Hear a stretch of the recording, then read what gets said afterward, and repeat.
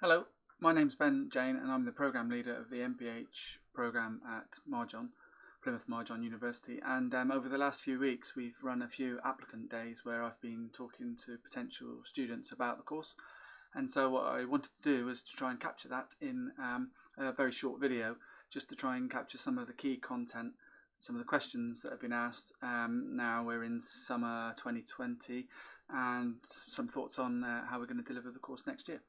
So I've got a few slides and I'll just talk you through. I'll try and keep it as quick as I can. There we go. So what an MPH is an MPH is a globally recognised type of postgraduate course specific to public health, and the concept of an MPH is to try and combine the academic and the practical, the applied, so that rather than having a purely academic course which has no connections to delivery across the world, regionally, locally, it's about a course that is firmly placed in both, so that people that have very strong applied skills can improve their academic understandings and can bring new tools into their workplace, but also so that people who have more of an academic background can then be exposed to more of the applied issues and the realities of work on the ground. At Plymouth Marjon University, I think I've been there 10 years now, and I think we're very, very good at that already. And so the method of delivering the MPH, the ethos behind it is in our DNA. We're very much about straddling both academic and applied continued professional development. So I've already alluded to the course that it can be for people that want to add more academic public health into their practice, but also people that are looking to progress career-wise in public health. Crucially, this course is designed for students that are emerging practitioners, often younger but not necessarily younger, people that are looking to get into public health, and it's also designed to help support people that are already mid-career, early career, have already onto their first, second job in public health. And that's how we've run it for the last few years. And whilst that seems like a challenge that might not work, it's an absolute strength of the course that the people that are trying to learn more about public health can draw on the insight and the terminology and the ways of working that emerge in class, thanks to the contributions of people that are already working in public health. But yeah, those people that already work in public health are not cocooned in a world of public health and get different perspectives from business and from planning and from other areas, sport and health, nursing, where people bring those skills, and the melting pot together is a great strength of this course. In terms of delivery, we can deliver this as a full-time course, but for the last few years we've solely been delivering it as a part-time course due to the nature of the people that generally want to come on the course. It's a 3-year course, which seems like a long time, but for most of our students this seems to fit very nicely as a 3-year project in terms of the work that can be done in and around the course, whether that's early career experience or whether that's just day-to-day getting on with your job and your family life for others. 1 day a week is 2 modules for the first semester, 2 modules for the second semester. We do 1 in the morning, 1 in the afternoon. That's 4 modules, and then in the second year we do the same model, and then in the third year students will have more autonomy and yet still have the support, but that would be focused on the dissertation. It's possible to start your dissertation a little bit sooner than the third year, but it needs to be submitted in the final year. We run the program on a flip-flop model, which is a model that we've developed, which means that if you come into the first year, you will do the first 4 modules, but then in the second year we deliver 4 different modules, and you will then be joined by next year's first year. What that means is, in addition to having emerging practitioners, professionals on the course, as well as mid-career professionals, we also have this dynamic in a fairly contained course of 15-16 people.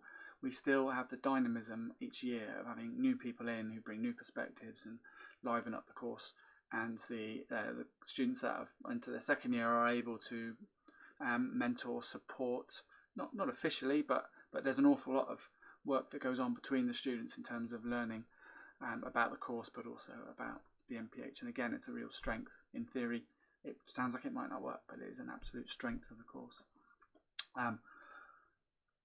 In terms of the modules, this is a list of the modules that we're going to cover, and it would help if I go on to the next slide, because these are the modules that we're going to deliver next year. So in the first semester we have qualitative health research and health promotion, and in the second semester we shall have health protection and public health policy and politics. And just to look at those four, they give you a taste of the type of topics that we do cover on the MPH. So I lead the health promotion program, and we look a lot at the philosophy of health promotion, the politics, the competing tensions, degrees to which we can attempt to control other people's or influence other people's behaviour. And in terms of theory and practice, we look at lots of theories, of all of those theories of equity, theories of control, theories of behaviour change.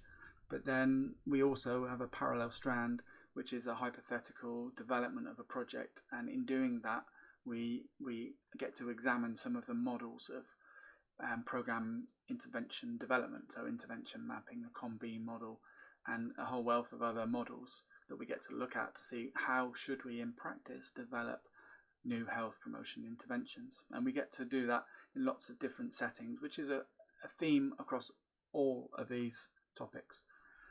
Take leadership last year. The general strand is leadership in public health. It's actually leadership of people more broadly, and then leadership in public health. There were some fantastic conversations that went on. When it comes to assessments, students get to choose generally the topics that they want to study for the various modules. So health promotion, we work on some hypothetical projects, but then students also get to talk about and focus in on research, the topics that most interest them. And for some students that includes focusing on the topics that they're already embedded within, and for others it's a chance to look at other behaviours, issues, topics as well. And you can see some of the other themes that we're running there as well. In terms of the course delivery, the course will always run on the same day. Next year we're booked in for Tuesdays. We've been Tuesdays for the last few years. It will always run on a Tuesday. Next year presents extra challenges in terms of being on campus and off campus. And to be honest, we've done an awful lot of work of improving our capacity to deliver blended learning. And so the general theme across the university is that we're aiming for 50% of the time that we would have been on campus had we not had coronavirus appear. 50% of that time is what we will aim to be delivering on campus. That gives us a chance to dial it up and to deliver more, and to dial it down and deliver less on campus if we should have another temporary lockdown, for example. Fingers crossed we don't. The on-campus work, or rather the whole modules, for that reason will be built from a blended learning approach. So rather than classroom is where the main teaching happens and the resources are distributed to students, the narrative of the structure will now move slightly more onto online, yet there will still be this absolutely blended learning approach where students will be able to come in, meet each other and work together. And the work that's done off campus will also be blended, connected, engaging, and content driven. What this means for the postgraduate courses, I think, is a real strength in that many of our students travel for several hours to come into the course, which they've done for several years, and that works for them. What this means is that travel will not need to be done quite to the same degree as it has previously, yet the quality of the course and the amount of engagement and the way that we deliver will still be very strong, and I can guarantee that because I've been working on lots of the blended learning approaches.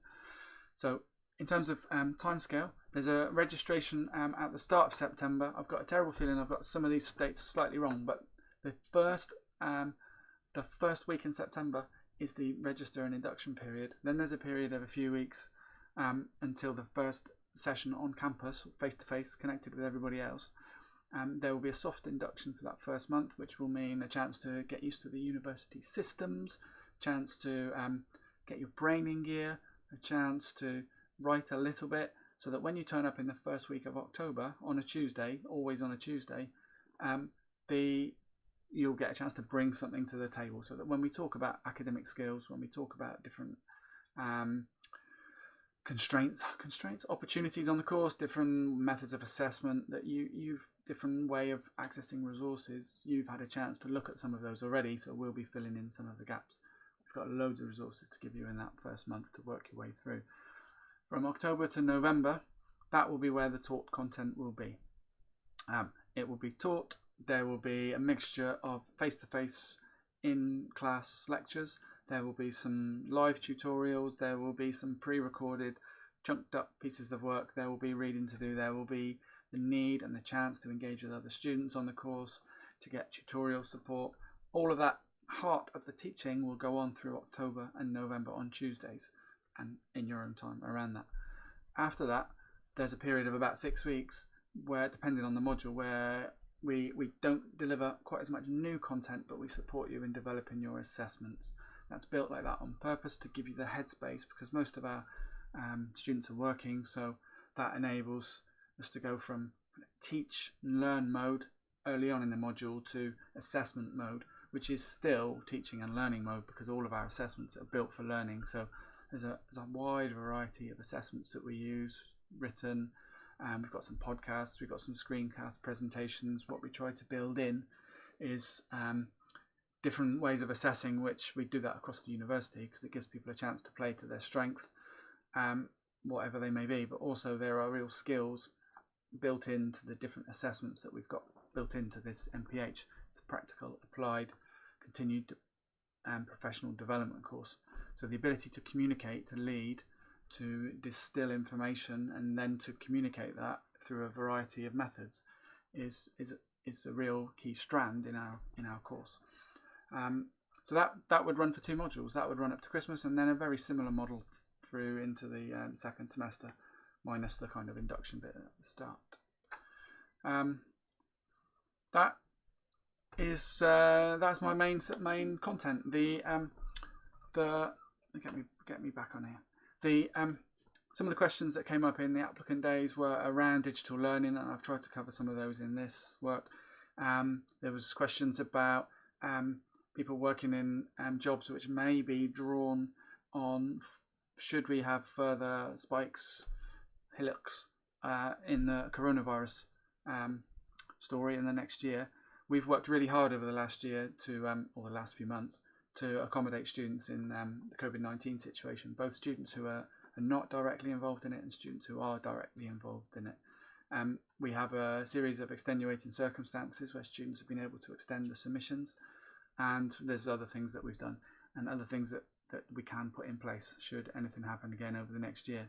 So we can cope with teaching not being on campus, and we can also cope with any significant increases in workload for students. Most of that is done at the start by communicating well with the staff, but as a university as well as a staff team, we can support that well.